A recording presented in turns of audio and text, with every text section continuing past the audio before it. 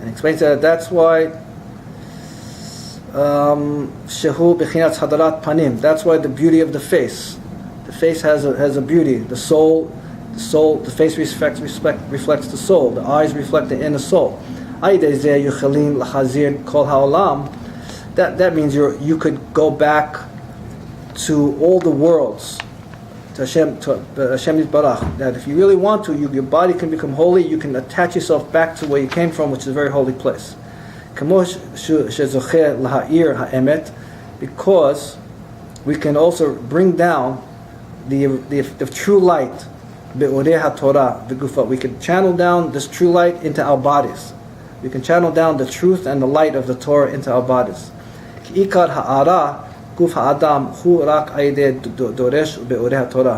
the true light of the body is when it refines and goes deeper into the Torah of understanding. Because the light of the body is only through when you refine lahadarat panim, when you refine, when your face becomes refined. You have the 600,000 letters in the Torah. When you learn Torah, you live Torah, your body is now channeling all these 600 letters, and it's bringing down all this holy light. When you're learning Torah and you make yourself holy, you're channeling down all this beautiful holiness.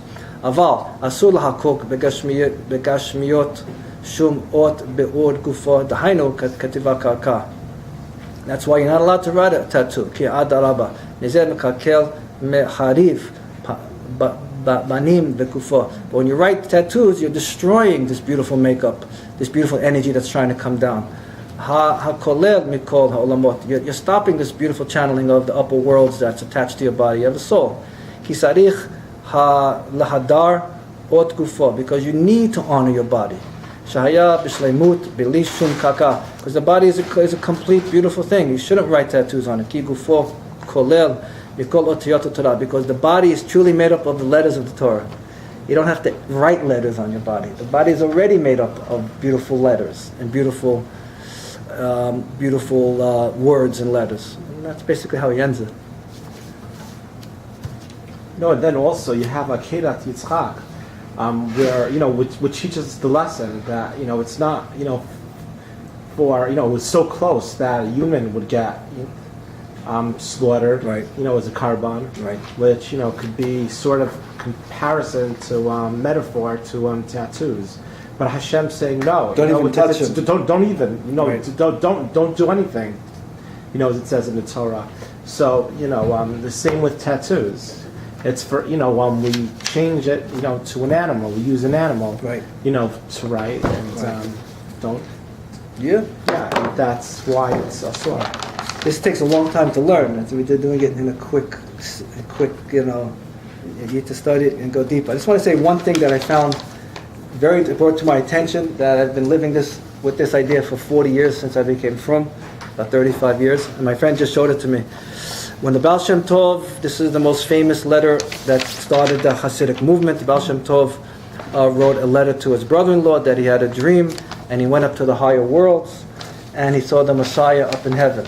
So page 2, and so the Baal Shem Tov went up into the high worlds, and he asked the Messiah, "When will you come, my master?" And the Messiah replied, "By this you shall know. There will be a time when your teachings become publicized and revealed to the world, and your wellsprings have overflowed to the outside." Period. That's what's taught in all Hasidic places, that when the Torah of the Hasidut is spread out, Mashiach will come. Period.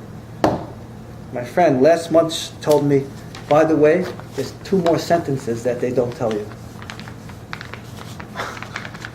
For 35 years, I thought it stopped there. There's 2 more sentences that they never tell you about. Here's what they say. The Messiah continued and said, "When that which I taught you and that which you have perceived of your own efforts become known, so that others too will be able to perform mystical unifications and a sense of the soul like you, then all the evil shells will be destroyed, and it will be a time of grace and salvation." They never told us that. They always kept us out, because they didn't want scare people or get people involved in mysticism, stuff like that. You know, the book was just published, Always a Prayer, do you know that? No. Because I just got that email with that sentence, Oh, what cool. you just said last night, Cool. in the Baal Shem Tov's own writings, Yeah. for the first time, Cool. by Menachem Kalis, I think.